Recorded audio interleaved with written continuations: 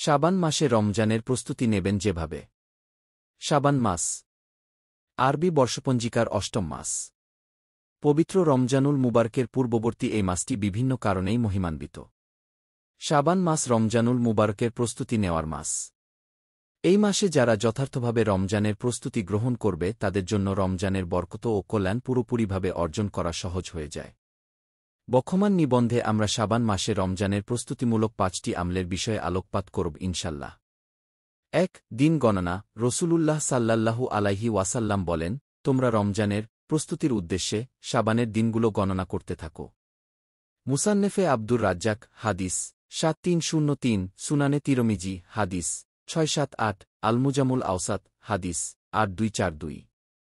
2. অধিক পরিমাণে রোজা রাখা। শাবান মাসের অন্যতম গুরুত্বপূর্ণ আমল হচ্ছে এ মাসে অধিক পরিমাণে রোজা রাখা।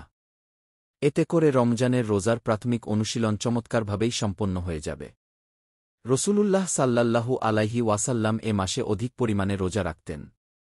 হজরত আয়েশা রাদিয়াল্লাহু আনহু বর্ণনা করেন, তিনি বলেন, আমি রসূল সাল্লাল্লাহু আলাইহি ওয়াসাল্লামকে রমজান মাস ছাড়া অন্য কোনো মাসে পুরো মাস রোজা রাখতে দেখিনি এবং আমি তাকে শাবান মাসের মতো এত অধিক নফল রোজা অন্য কোনো মাসে রাখতে দেখিনি। সহিহ আল বুখারী হাদিস 1969, সহিহ মুসলিম হাদিস 1156, সুনানে আবু দাউদ হাদিস 2434, সুনানে তিরমিজি হাদিস 736। শাবান মাসে বান্দার আমল আল্লাহর কাছে উত্থিত হয়। হজরত উসামা বিন জায়েদ রাদিয়াল্লাহু আনহু হতে বর্ণিত, তিনি বলেন, একবার আমি রসূলুল্লাহ সাল্লাল্লাহু আলাইহি ওয়াসাল্লামকে জিজ্ঞেস করলাম, ইয়া রসূলুল্লাহ, আপনাকে শাবান মাসে যে পরিমাণ রোজা রাখতে দেখি অন্য কোনো মাসে সে পরিমাণ দেখি না। রসূলুল্লাহ সাল্লাল্লাহু আলাইহি ওয়াসাল্লাম বললেন, এ মাস হল রজব ও রমজানের মধ্যবর্তী মাস। লোকেরা যার সম্পর্কে গাফেল।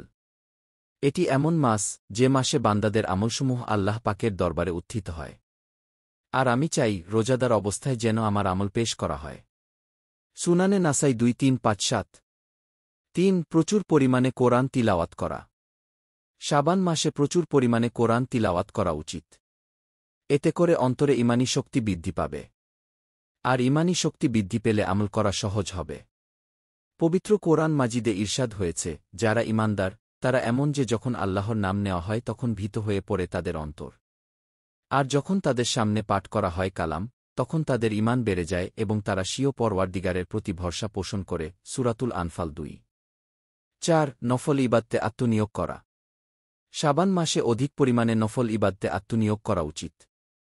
তাহাজ্জুদ, ইশরাক নামাজসহ যাবতীয় নফল ইবাদতে মনোযোগী হওয়া শাবান মাসের একটি অন্যতম দাবি। এতে আল্লাহর সঙ্গে বান্দার সম্পর্ক গভীর হয়।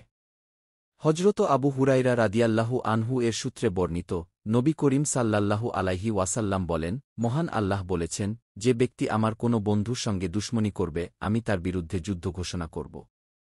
বান্দা যেসব আমলের মাধ্যমে আমার নৈকট্য লাভ করে তার মধ্যে অন্যতম হচ্ছে আমার ফরজ বিধিবিধান। বান্দা নফল ইবাদতের মাধ্যমে আমার নৈকট্য লাভ করতে থাকে। এমনকি এক পর্যায়ে আমি তাকে ভালোবেসে ফেলি।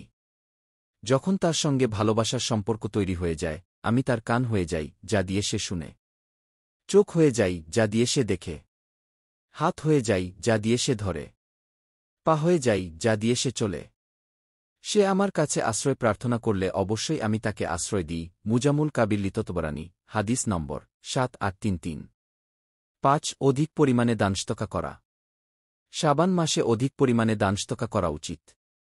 এতে সমাজের গরিব অসহায় মানুষ অর্থনৈতিকভাবে কিছুটা হলেও স্বাবলম্বী হবে। ফলে রমজানে তাদের অর্থকষ্ট খানিকটা হলেও লাঘব হবে। দানস্তকা আল্লাহর কাছে অনেক পছন্দনীয় একটি আমল। ইরশাদ হয়েছে, যারা স্বীয় ধনসম্পদ ব্যয় করে রাত ও দিনে, গোপনে ও প্রকাশ্যে, তাদের জন্য তাদের সওয়াব রয়েছে তাদের পালনকর্তার কাছে। তাদের কোনো আশঙ্কা নেই এবং তারা চিন্তিত হবে না। সূরাতুল বাকারা 274। তাই আসুন শাবান মাসে উপরিউক্ত আমলগুলো সম্পাদন করে পবিত্র রমজানুল মুবারকের প্রস্তুতি গ্রহণ করি। আল্লাহ আমাদের সবাইকে আমলের আলোয় জীবনকে আলোকিত করার তৌফিক দান করুন।